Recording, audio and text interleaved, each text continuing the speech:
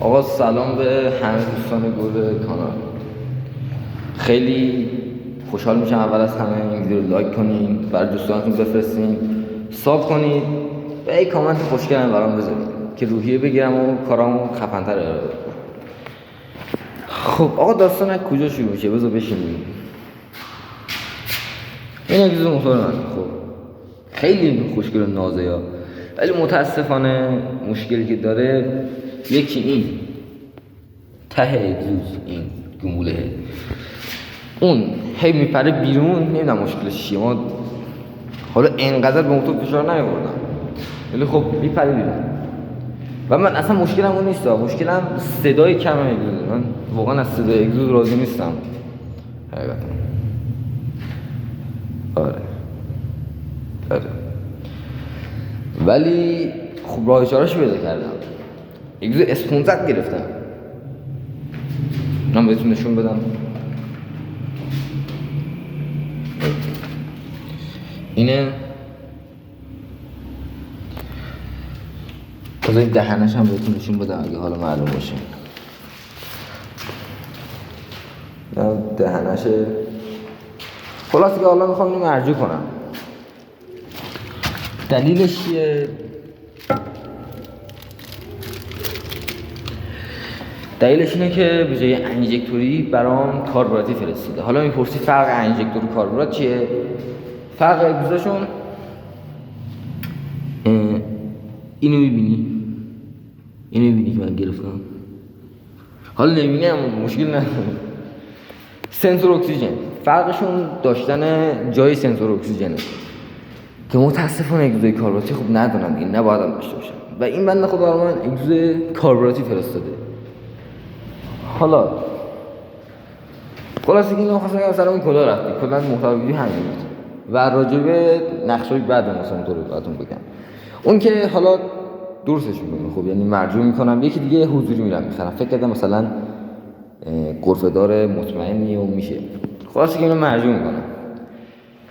ولی اگه گفتین هدف بعدی برای موتور چیه؟ خودم هم نمیدونم، ولی خب هدف بعدیم 100% میتونه چی باشه؟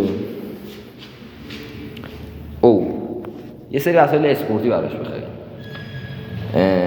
توی کامنت ها بگین که بسته اگزوز براش بخریم که رو اگزوز S500 مون بندازیم، یا چی میتونه براش بگیریم.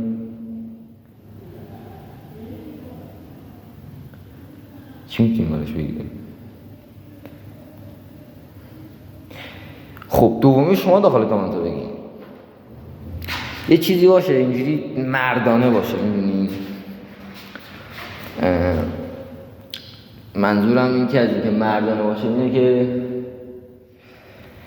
مثلا اگزوز S500 خودم مردانه است، یه کار قدرتیه، میدونی؟ زور پوششه. آره اینجور چیزایی باشه که خودم خوشم بیاد.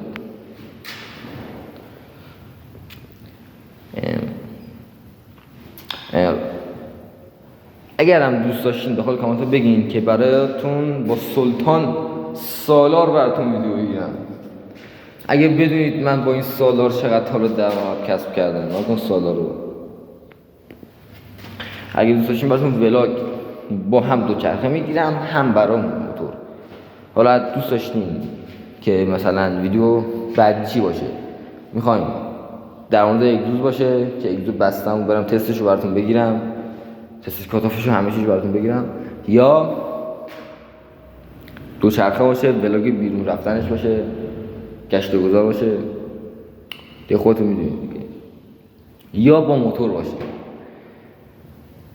اگه با دوچرخه هم علاقه دارید که براتون ویدیو بذارم، یا اگه دوست دارید ویدیو یک روز درآمد با دوچرخه رو براتون بگیرم، حتما تو کامنت بهم بگین. زیاد طولش نمیدم چون محتوای خاصی نداشتیم ویدیو، همینه که گفتم بود. آقا تک تکتون دوست دارم، ممنون میشم که منو حمایت کنید. من تازه شروع کردم، واقعا خیلی خوشحال میشم که منو حمایت کنید. بعد دوستاتون بفرستین و لایک کنید، ساب کنید، کامنت بذارید. آقا تک تکتون دوست دارم. مواظب خودتون باشید. خدا نگهدار.